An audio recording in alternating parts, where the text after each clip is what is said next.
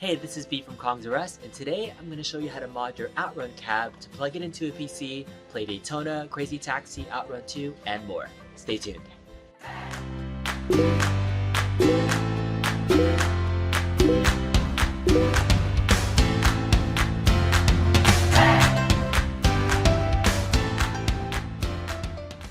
Let's start with the parts that you'll need to do this mod. First up, you need your OutRun cab itself and pulling out the control deck and the pedals, which you're going to modify.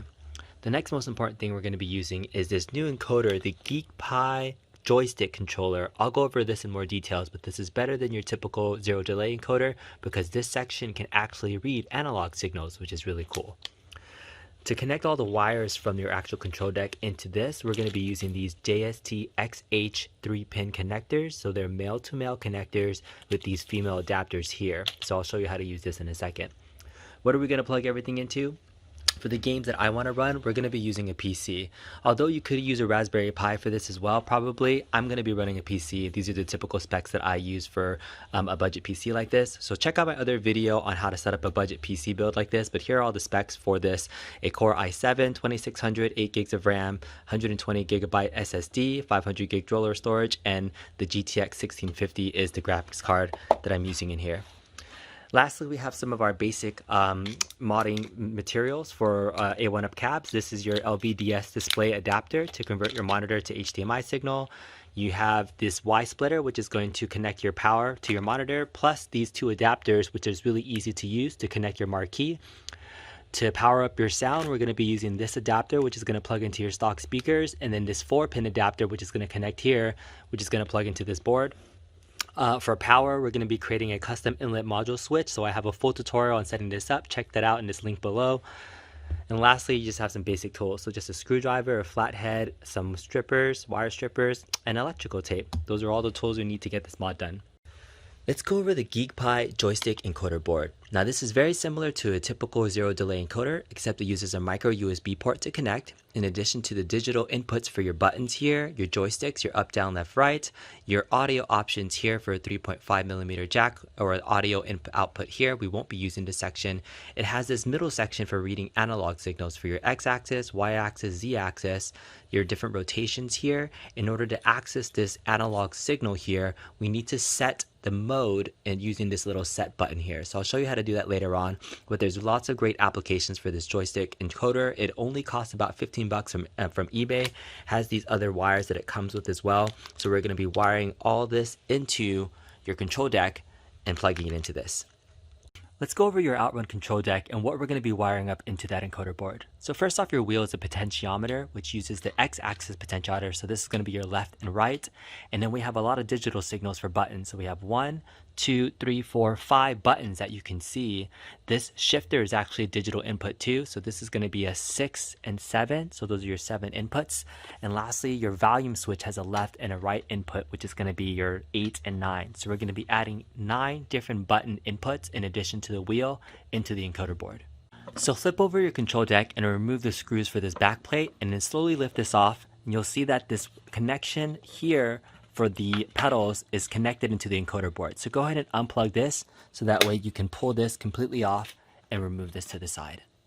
Now you see all the wires from the buttons and the wheel going into this encoder board. So we're going to be reusing all these same connections into that Raspberry Pi encoder. So in order to pull this out, I recommend using a small flathead screwdriver, and you can slowly pry these loose if they're a little bit tight. Sometimes there's glue inside, so if you can slowly pry them back and forth, you should be able to pull them out as easily.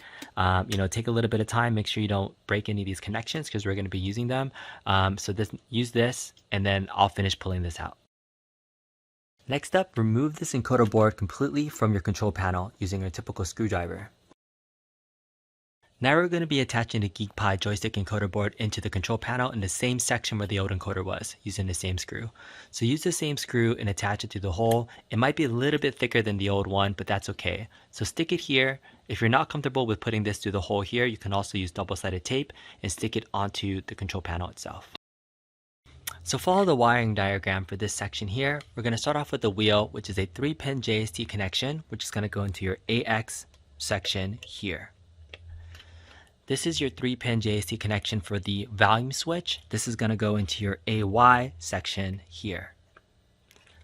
We're going to skip the power button. We're going to leave this and tie this off. We're not going to be using this at all. And for your digital inputs, it's really optional in terms of where you want to put things. So this is where I'm going to be putting my wires into there. I'm going to start with my shifter here. So the yellow wire that's going down here is the button on the shifter. The green wire is your down, the blue wire is up. So I'm going to make that my buttons 1, 2, and 3. So yellow wire is going to be number 1. Green wire is going to be number 2 for down, and then blue wire is going to be number 3 for up. So again, this is just up to you in terms of how you want to map this, and then remember your controls when you're setting up your game. Next up, I have my left and right for these orange buttons. I'm going to make this one here, the orange button, number 4, and this one number 5. And lastly, since this is yellow, I think this looks like a coin button. So I'm going to make this my select here. So this SE button over here. And then this green button is your start button. This is going to go into my start button ST over here.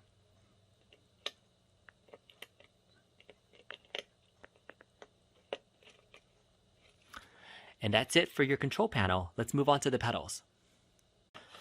So the OutRun pedals are 2 independent potentiometers, which are going to be creating some wired connections and extending them out so that they connect into this encoder board. So first off, we need to prep this by removing all the screws that you see here. So in addition to the visible screws that you see, which I've already removed some of them, they have these rubber feet on these 4 corners. So you actually have to lift off the rubber feet from each of these corners to find hidden screws underneath here as well. So in order to get to the potentiometers inside, use your flathead screwdriver or something else, lift off here so you can get to these screwdrivers or screws as well. Once you have all your screws removed, you can go ahead and replace this so that you can remember it later on. Then use a small flathead screwdriver and then slowly pry open the cover so that you can access the potentiometers. Both the gas and brake paddles have their own potentiometers here, so they're plugged into this relay circuit board. Go ahead and unplug them from the circuit board itself, and then you're going to use a smaller screwdriver. I had to pull out another smaller screwdriver and take out this relay circuit board because we won't be using this at all. So here's the goal. We need to connect this potentiometer connection into this encoder board. In order to do that, we're going to be using these JST-XH extension cords and make a daisy chain connection that's long enough for the pedal to sit on the bottom and reach up to your control panel. So we're going to create a daisy chain using these 3-pin JST-XH connectors with a female adapter here. Now I couldn't find these that had a male adapter and a female adapter on one end, but it came with these as well, so this works just as well. All you need to do is just plug in these 3 pins into one of these ends and you've made a female adapter. Now this connection isn't the most secure since we're going to be daisy chaining, so I do recommend taking some electrical tape and taping this down. So let's go ahead and make that secure connection using the electrical tape. Now that I've made one of these, I'm going to make 4 for each potentiometer, so 8 total daisy chain wires like this, and then we'll plug it all in together. Now that I've made my 8 total connections, I'm just going to start daisy chaining and connecting them together. So these male ones just go into the female slots that you've made. And since we're daisy chaining them together, you don't actually even have to make sure that the colors match because we're just connecting one pin to the other. So you don't have to pay attention to the colors too much if they end up being a little bit off. So for example, now this is a red wire that's going to a yellow one. It shouldn't matter, but I'm going to make a 4-chain connection for one side. So this is about 4 feet here, and then another 4-pin connection here. You could probably get away with doing just 3 of these, but I just wanted to make sure I had enough length to go from my pedals, which are going to be on the bottom of the cab, all the way up into the control deck, which is going to be a little bit up. So probably 3 of these would have been suffice enough, but I would do 4 just in case. You can always tie down your wires at the end of it when you're all done with everything. Okay, now that you have your 2 long wires, they're simply going to connect into the potentiometer pots here for your gas and then for your brake over here. Once they're connected, then make sure you loop these through this little section here so that you can put the control cover panel back on. So go ahead and do that. And then make sure you remember which one is the gas, which is on your left, and then the brake, which is on your right when you flip this upside down. Alright, so I have my gas wire on the right and my brake paddle wire on my left hand side. So this is going to plug into the, my gas, the ARX here on the encoder board, and then my brake's going to go into the ARY on the encoder board. And for these ones, again, you probably will need to test out the settings. So you can plug it in for now, test it. Remember, this is going to have to soak through your cab from the bottom into the control panel afterwards, but we're just plugging it in right now to test it up. So before going any further with your mod, I highly recommend testing this out on a separate computer to make sure your controls are working before you install it into your cabinet. First off, you're going to need that micro USB cable to connect into your PC or laptop and plug it into the GeeekPi controller. Once you do, you should see it register as a device. So from here, go into your start menu, start typing in the words set up USB controller. USB, and then you'll see is something that says set up USB game controllers. Where'd it go? So there it is, set up USB game controllers. From there, you'll see the joystick V204. So from here in this section, you'll already start to see some of the buttons and the things connected there. So you have your Z-axis rotation, your Y rotation, that's your pedals. You have your wheel, which isn't going to work yet, so I actually have to show you how to set that up. And then you have your butt inputs, which are working right there. So this is really key and important. For right now, the GeeekPi encoder mode is set to mode 1, and what we're going to do is just temporarily take the start button or any of the buttons that you want to and plug it into the set button over here. So once it's plugged into the set button, go ahead and press it. And now the green light on the mode section here is going to light up. And from there, now when you turn the wheel, it's going to access the axis on the wheel section. So now when you turn the wheel, it's now going to read the analog signals on the wheel. So once you're done with the mode setting, you don't have to leave it there anymore. You can go ahead and take it back out, put it back into the start section, and this green light should be on in mode 2 the rest of the time. Okay, so plugging it in also allows you to test some things. So I learned 2 things after plugging it into my computer. First off, when I told you that the wires didn't matter when you plugged them into the pedals, it actually did matter when you did your final connection into this first connection here. So make sure that both your pedals, when you're plugging into the extension wires that you do, are both plugged in the same way, so that when you plug in your Z axis or Z rotation and Y rotation, they're both the same way. I had one of these flipped, and in that way one was going the opposite way. So I just undid the electrical tape, reversed this connection that I made, plugged it back in, and now they're both working like I want to, where the X-axis rotation is the gas, and then the Y rotation is the brake. The other thing that I learned too is when you plug in your stock power, the way that it's set up, it's plugged into the axes, but this is a digital input. So when I move the volume switch up, I actually get a down signal onto my computer, but if I move it to the left in the down section, it actually causes an error. So the way that it's wired right now, if you hit the down button onto your volume switch and plug it in, you're not going to be able to access that other extra input. So if you move it to the up, it acts as a regular arcade button. It's a down button. But for right now, you can't use the down switch. There is a way where you can modify this so that you can plug in, maybe some extra buttons into the digital input. So we'll go ahead and try testing plugging this into a digital input instead of the analog input, see if that helps out. So what we're going to do with the volume switch is convert it from one single 3-pin connector into 2 separate 2-pin connectors using the encoder wires that you got with your kit. So all we need to do is actually just take a pair of wire cutters and just snip these off, because these are just wired in. So you can go ahead and pull this off, snip it. These are just soldered in to the terminals very slightly, so there's no big encoder wires on there. So you could even just snip it and pull as well. Let's go ahead and snip and then pull. And then we're going to snip and pull. So those are removing all these stock wires. And now in order to get to these 2-pin connectors on, we're just going to connect it into one going from this middle one to this left terminal, and then this middle one on the top to the right terminal here. And then we can connect it into any of the digital inputs that you see there as well. So this one's going to go, if they feel a little bit loose, then what you can do is take your pliers and then ply these down a little bit. Let's try if it fits onto the stock one here. All right, so that's going to fit a little bit better. good. We need to remove the heat shrink protector there and plug this in. And for the colors of the wires, they really don't matter too much as well for plugging this in, but we do need one in the middle, one to the left, and then one to the middle, and then one to the right.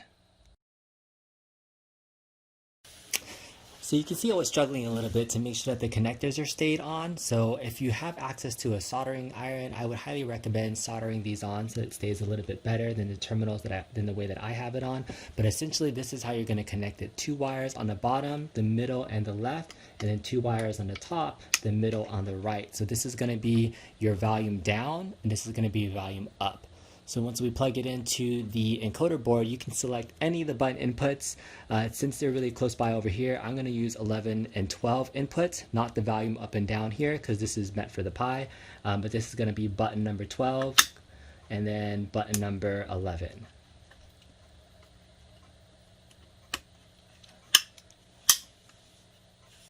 Alright, and now when we go back to our computer screen and we test out the volume switch button, so now volume down is going to be button number, let's press the button here, button number 12 or 11, and volume up is button number 12.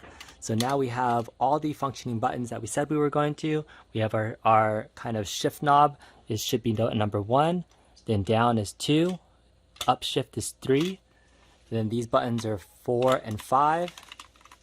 Then we have our select button, which is 9 here, and our start button, which is 10 over here, and then our volume switch is 11 and 12. So we're skipping some of the middle inputs, but you know, our wheels turning right now, we have that as the x-axis, and then we have our pedals here, which are the x-axis and Z rotation.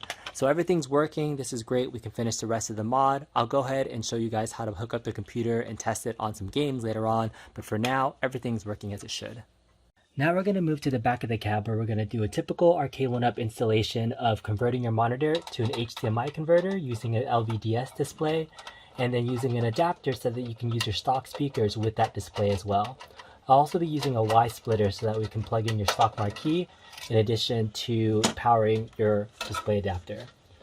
First off, unscrew all the different screws on your PCB and disconnect the stock PCB cables. You'll have one big ribbon like this, as well as a power connector here, and then a ground which you can leave plugged into your back of your monitor. Unplug everything else, your sound, your power, and the Marquee display. Put your PCB aside because you won't be using it. Next up, we're going to attach your VS display adapter onto your monitor. Now this version is the Gen 3 monitors here, so you're looking for the resolution 1280 by 960 when you buy your display adapter, so pay attention to that. I'll leave a link in the description below. To mount this onto the back here, you don't want to mount it directly to the metal plate. You either want to get some sticky PCB feet like this and stick it through the holes where you can mount it through, and then just stick it onto the back of the cab. Or if you don't have these, you can just use the cardboard backing from the box that you got it, use some double-sided tape and mount it to the cardboard there. You definitely don't want this touching the metal, otherwise you can short it out. Once you have your PCB feet attached to your board itself, you can mount it. Now this is the controller for the board itself, so you have your power as well as the volume switches that you can control. To mount this on the outside of your cab, if you mount this on the top, you'll have a little bit of clearance on the top of your cab to mount this through. So I recommend putting this on the top of your cab. So before mounting this, you definitely want to make sure that you connect your cables correctly into here. So when you're connecting this connector, make sure the red wires are facing to the left and all your pins are lined up directly into this connector section there. From here, then you have your power adapter, which is going to plug into this section. But first off, I'm going to maneuver this so I have this on top of the monitor there. And then I'm going to plug in my power into this socket right there. Now to use your stock speakers, we need to be able to get this plug into the amplified power on your LVDS display. So this is the 4-pin connector here that you're going to need. It's a JST 4-pin adapter, and we need to get this to plug into here. So you have two options. You can cut this wire here and splice it into these 4 wires, or you can actually buy one of these. These comes in pack of I think 3 or 4 from Amazon, and it's a adapter cable which plugs into your 3.5mm jack, and then on the back end has the 4 split cables here that you will have to do some basic wiring. So the wiring here is fairly simple. There's 4 wires here that are colored red, black, white, and red, and here you have red, white, black, and green. So all the three colors match up the same, red, white, and black, and then the green and the yellow connect together. So I'm gonna go ahead and wire this up, and then afterwards I'll get back to you. Now I spliced my 4 wires together, and the other thing that I like to use are these little heat shrink tubes. You could also use electrical tape to cover up the connection after you've twisted them together. The other thing, I actually use my wire strippers to make these connections a little bit longer than how they came. So definitely use your wire strippers to make those longer to make it easier to twist. Once you have all your heat shrink tubes on, you can shrink this down with a hair dryer or a heat gun, and then afterwards you can connect this directly into your VS display adapter right into that section. And there you go. So to power up your display adapter, we're going to be using your stock Arcade1Up power supply and this 12-volt adapter here. So the 12-volt adapter from the Arcade1Up power supply needs to be split using this Y splitter. So we're going to plug this into here and then plug one of these directly into your VS display adapter. Now the second one is going to be powering up your Marquee, but again, this is a different connection here. So what you'll need to do, the easiest thing you can do, are buy these 2 adapters, which is going to convert that into a smaller adapter so that you can plug it in directly into here. I'll leave links to do these 2 adapters in the description, but that's all you need to do to plug it in, and now you're going to power your Marquee as well. Alright, now with this section here, we're going to place our PC directly here. I would recommend a couple of different things where maybe you reinforce this board here, because this is a pretty heavy PC. I'm just going to put it here temporarily. I probably will enforce this with an L bracket underneath. It might even decase this completely so I have the PC bare in here as well. Now we got to go through some power options to power everything up. So you could just have a surge protector outside of your cab and wire everything up there. But what I like to do is create a custom inlet module switch like this, which I'm going to have a power surge protector inside my cab, just like this, and power up my PC and my monitor using this, which is going to connect to my Arcade1Up power switch. So check out this link in the video description to my inlet module switch tutorial on how to build this, and then come back and then you can get this installed into your cabinet as well. So to get this inlet module switch plugged into the back of your panel, my favorite way is to take a pair of pliers like this and just cut out and break out pieces of the board so that it makes this rectangle shape. Now you can absolutely cut this out to make it a little bit more precise, but again, once you put it through the hole, you can't see any of the frayed ends that you have, and it looks really good. It's pretty secure in there, but 2 additional things I recommend is just grabbing 2 additional screws and just go ahead and screwing this in so it's a little bit secure. Now I'm about to reinstall my control panel on the front, but I forgot to mention the pedal connectors that we made earlier. They actually have to go underneath this board and through the 2 holes, or actually the hole that's in the center of this section here. So make sure you do this before you put your PC in. I'm actually going to take the PC out first and stick these through the hole. And that way I can reconnect them to my control panel once I get it installed right now. Now that we have our control panel back installed, again, I have my pedals coming through this hole here. I have the micro USB cable from the encoder wire. I have my power wires plugged into the stock Arcade1Up switch, which you can follow my inlet module switch tutorial. So I'm going to plug these switches into my inlet module switch here. And again, check out my tutorial on how I did this so that you can follow along as well. From here, I have a surge protector that's inside of my cab. I'm going to plug this into this outlet here. We're going to plug in our stock Arcade1Up power adapter into this surge protector here. And now let's go ahead and put in our PC. There should be enough space for this. I know normally I would tie this all down, but I highly recommend that you do as well. So let's get our PC in here. A couple of different things I'm going to do first. I'm going to plug in the micro USB cable into the USB slot. I'm going to take the HDMI cable, so you do need an HDMI cable, which is going to go into your graphics card. And then from your graphics card here, it's going to plug into your display adapter up there as well. So you need to make sure you have your HDMI cable. And lastly, you need to power up your PC as well. So make sure you have your power plugged into your PC. A couple other things I recommend with the PC as well. I recommend a Wi-Fi adapter if you don't have one, and a wireless keyboard. So those are 2 additional things you want to plug into your PC as well. But once you have your power plugged in, let's go ahead and plug this into the surge protector.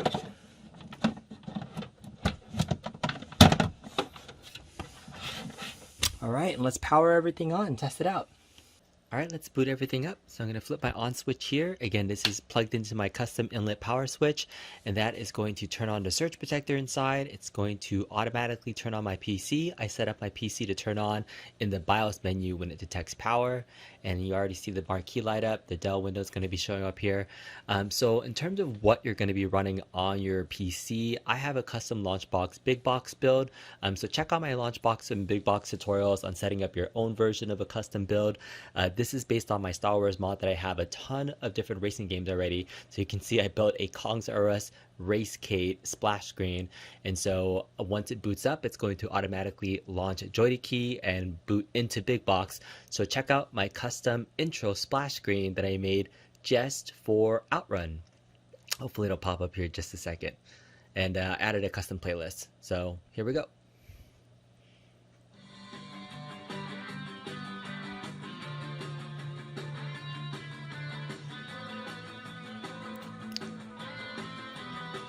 And these are all the different playlists that I have already set up. So works really well for this mod.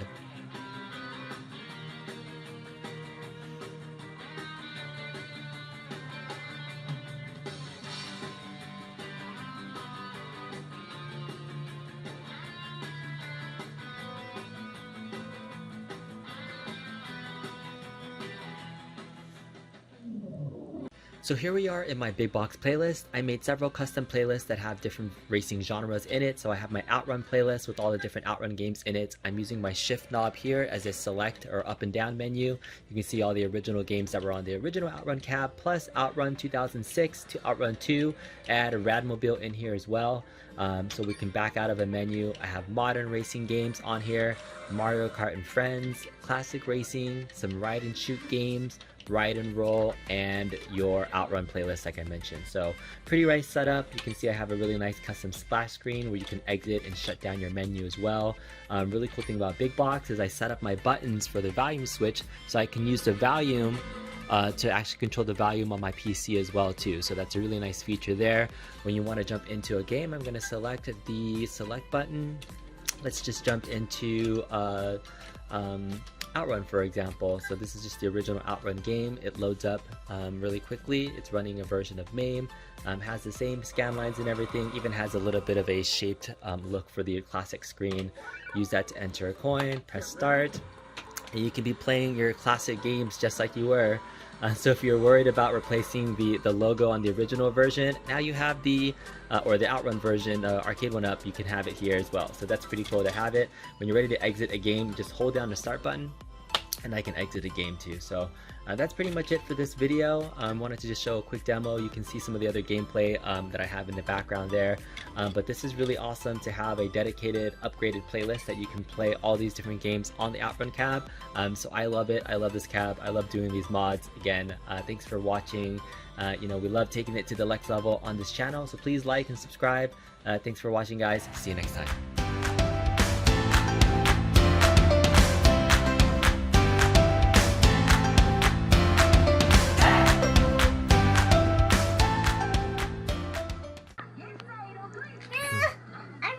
I think I need help. Okay.